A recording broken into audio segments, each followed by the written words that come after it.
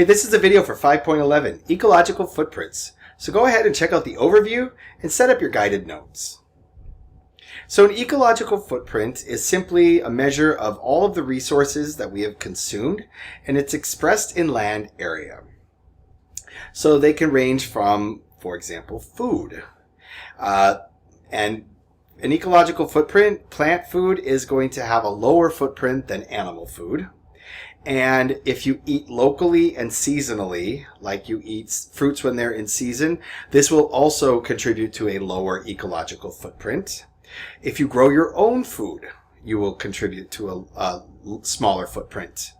Also, hydroponics can grow just as much food in a lot less space.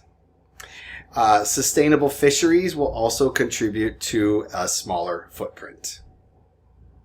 And composting your waste instead of sending it to a landfill. So for goods and services, for example, planned obsolescence. Those of you that have iPhones or Androids,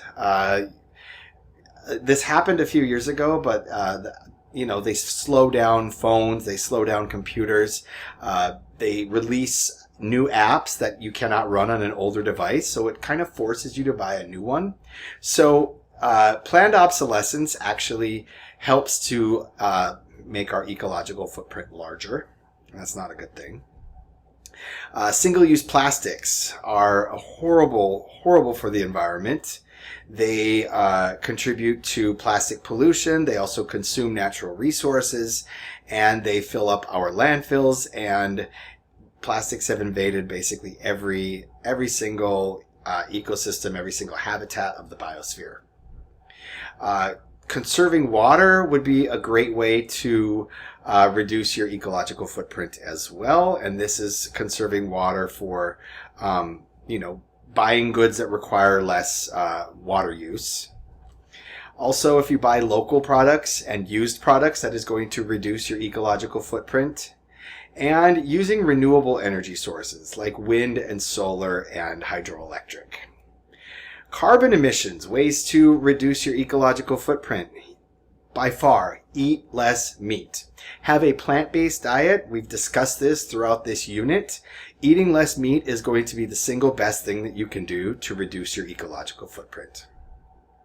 Also use renewable energy. Now, as teenagers, you're not really one to choose, but you can discuss this. There are methods of changing where you get for example, your Con Edison bill. You can change it where you might pay $1 or $2 extra a month, and you can ensure that your electricity is coming from wind turbines.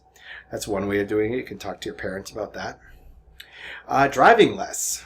Fortunately for teenagers, you're not driving. Riding a bike, walking, taking public transportation. We have a benefit in New York City because we have access to all of this.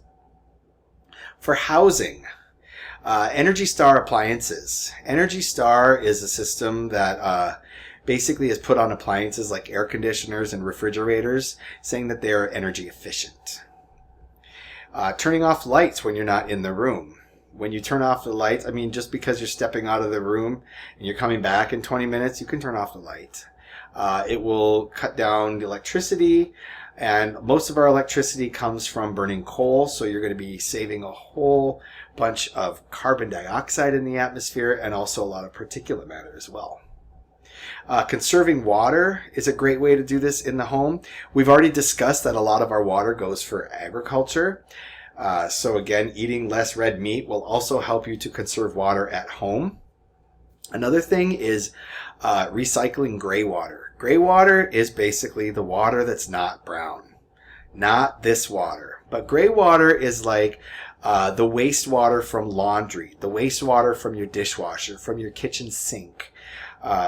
Basically, there is a system, you can set it up in your home where you have, for example, gray water can be water to fill up the tank in your toilet. So you can take water, like runoff water from your shower, which is basically just soap and, dead skin cells. It's okay if you flush a turd down the toilet with dead skin cells, I think. But basically, gray water would fill up this tank. And that is a great way to conserve water in the home. Also, you can landscape. You can do what is called xeriscaping, and xeriscaping is something that is done especially in Arizona and Nevada, areas that are desert environments or very arid environments. If you plant native grasses and native plants instead of having a lawn full of Kentucky bluegrass, which takes a lot of water. So if you have just native plants, will do a lot for pollinators, but it will also require a lot less water. Also, insulating your homes.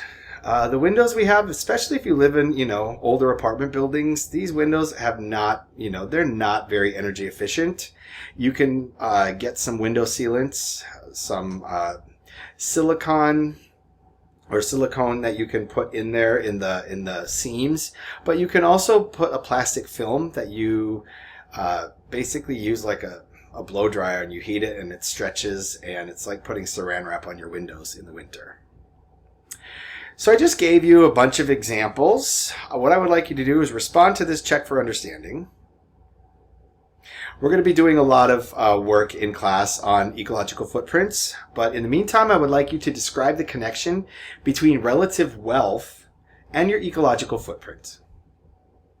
So I hope that this video was informative. I thank you for your attention, and I will see you soon.